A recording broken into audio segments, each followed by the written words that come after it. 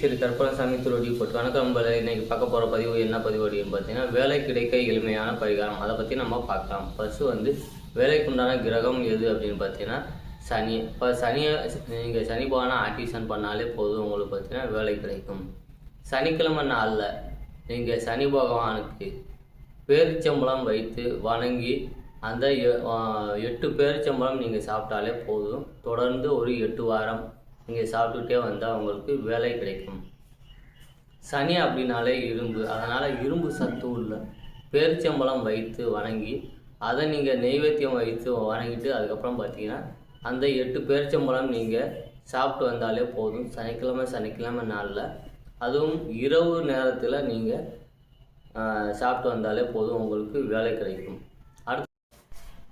சனி அப்படின்னாலே பாதம், அதனால் நீங்கள் காலுக்கு போகிற செருப்போ அல்லது ஷூவோ நீங்கள் சனிக்கிழமை நாளில் கரெக்டாக பாலிஷ் போட்டு வந்தாலே போதும், உங்களுக்கு வேலை கிடைக்கும். இந்த மாதிரி எளிமையான தாந்திரிக பரிகாரம் நீங்கள் செஞ்சாலே போதும், உங்களுக்கு வேலை கிடைக்கும். ஸ்ரீ கற்பனசாமி திருவடி போற்றி. நன்றி, வணக்கம்.